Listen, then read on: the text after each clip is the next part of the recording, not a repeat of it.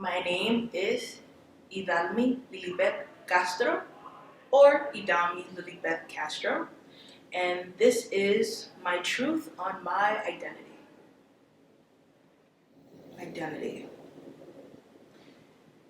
Such a vague term, and for some reason, the scenario of when you go first time into an interview and the interviewer first asks you, tell me about yourself, that comes to mind. And that's always a question that I find difficult to answer. One, because I don't like to talk about myself. I don't like to have the spotlight on me. I don't like to appear like someone who's egotistical or narcissistic. I just like to go with the flow and let, I guess, my work or my personality show out through my actions.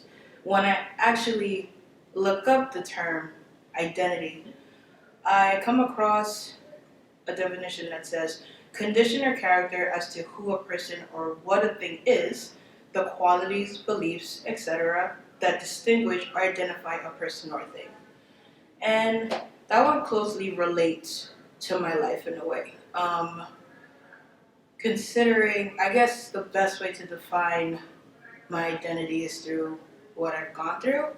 And the main thing that comes to mind throughout my almost 24 years of being on this earth is how I felt othered throughout my life, specifically in regards to my ethnicity given my race.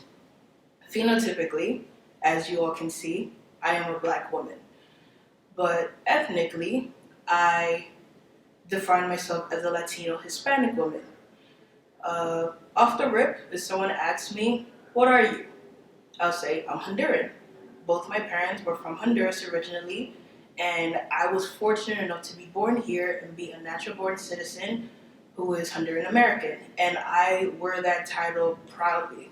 I love my background. I grew up in a very old school Honduran household. I am a 100% fully Honduran or Honduran American young woman, straight out of the heart of Spanish Harlem.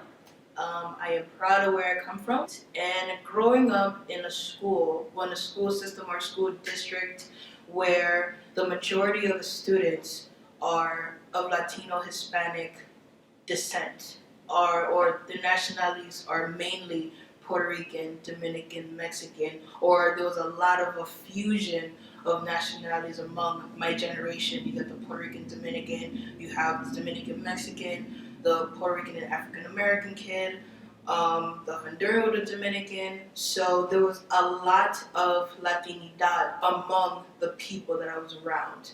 But I always felt the best term that could come to mind is othered. I felt connected to my Latino counterparts. Whenever they talked in Spanish, if I could interject, I would do so. The food that we eat, I eat that in my household. We could relate in that aspect. The music that we listen to, whether it be culturally urban music or urban music with a Latin flair like reggaeton, or whenever I hear salsa, merengue, bachata, all those different types of music, that speaks to me. But either subliminally or sometimes overtly, I was told that I don't belong, or I was made to feel like that's not my forte, this isn't my place, I don't belong in that, or okay, you're like us, but you're not really like us. I built up the foundation of this ship, but I'm not allowed on the trip, basically.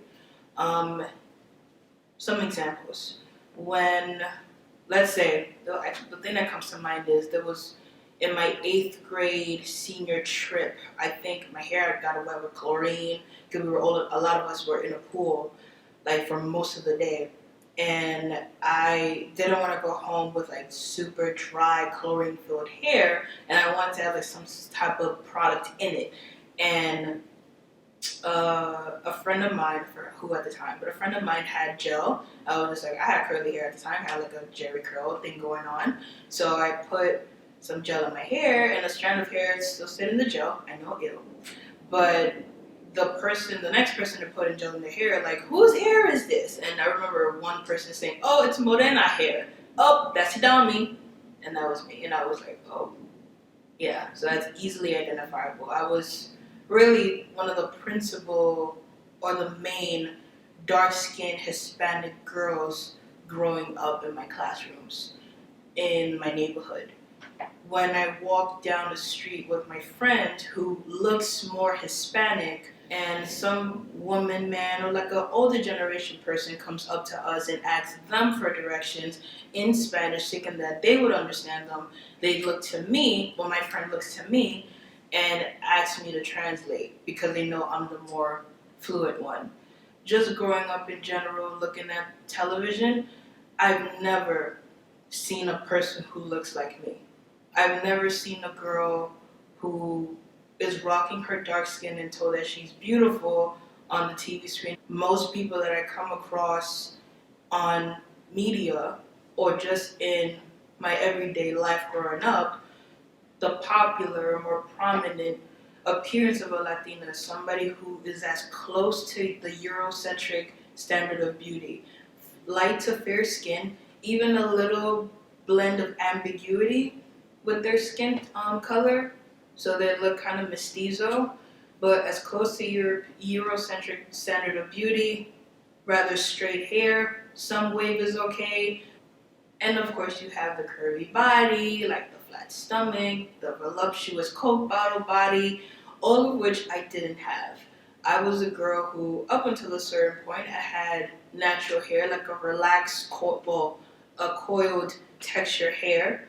If I had to guess right now, because I am a relaxed woman, and I've never saw a girl with that type of hair, or with my big lips, my dark skin, my apple, voluptuous, curvy body on TV, or desired as sexy, or as straight up, she's Latina. Even in conversations into adulthood where someone could just blatantly come up to me and just ask me, oh, you speak Spanish? Or I thought, did you learn that from a class that you took? Or are you practicing to learn Spanish? Or is that something that you're trying to do? Like it's a trend? It's like, no, this is my culture. This is what I grew up doing. Although now my Spanish is a little rusty, pero a veces yo quiero tratarlo, yo quiero hablarlo más. The need to, or the want to educate people was something that just birthed naturally, because I guess I just got fed up with feeling inferior to my other Latina counterparts. Nothing against them at all. All of my friends who are Latino, Hispanic are beautiful, and they each have their stories as well. But people look at me like I'm a subdivision of a subdivision because I'm dark skinned, and almost like it is such a shock that I speak Spanish. It is such a surprise that I'm a nationality. Even just speaking on my nationality is a surprise to people. Like no one's ever heard of Honduras.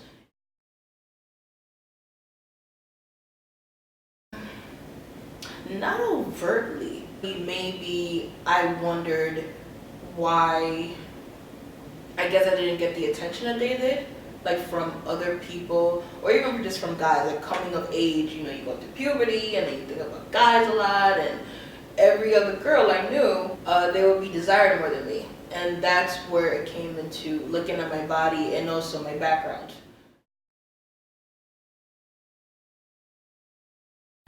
With every year, you come to terms with who you are more. You cannot define yourself in only 14, 15, 16 years.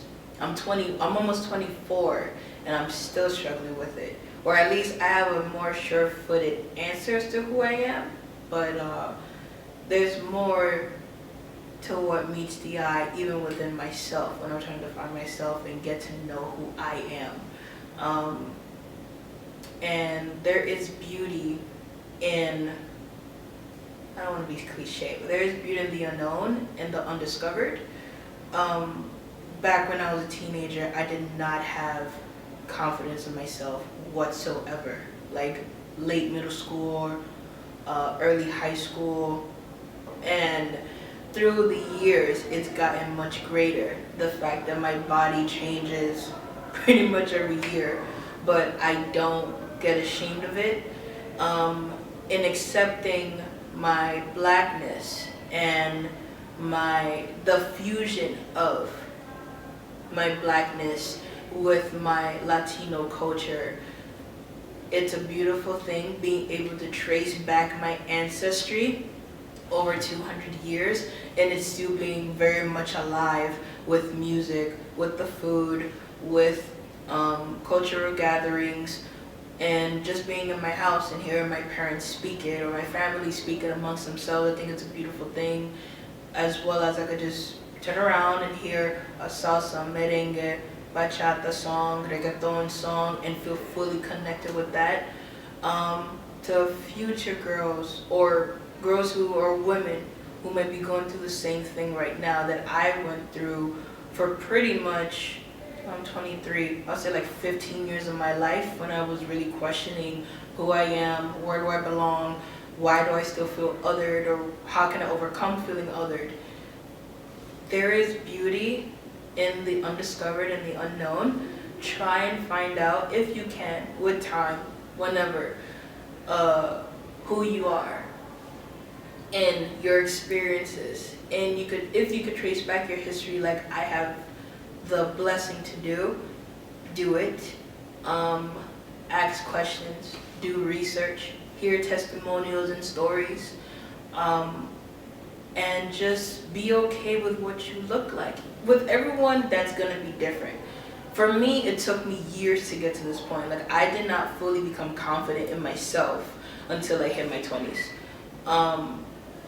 And it's still an ongoing journey. It is never concrete, it's never finite, but it's much better than it was when I was probably in whatever age you guys are right now, in my teen years or even younger than that. It does get better, it does become more beautiful, even in the down times. There is beauty in the lows, because when you get to those peaks, you are glad that you went through those struggles. Do not fear in educating other people on who you are, whether it's through an art form, through word of mouth, through giving a speech, through dialogue, anything. Some people, even though they don't want to know, or they feel like they don't need to know it, it doesn't hurt to give a little tidbit here and there. Just flaunt yourself and your melanin and your glory, whichever way that you see fit. Other Afro-Latina women out there, I see you, sis. I felt your pain. I felt that feeling of feeling othered. Still, even now, there are still those moments I get those little microaggressions where somebody is confused that I speak Spanish or someone is not clear on me being Honduran. I know who I am. You know who you are. Exude that person. Exude that beauty. Whichever way that you choose to.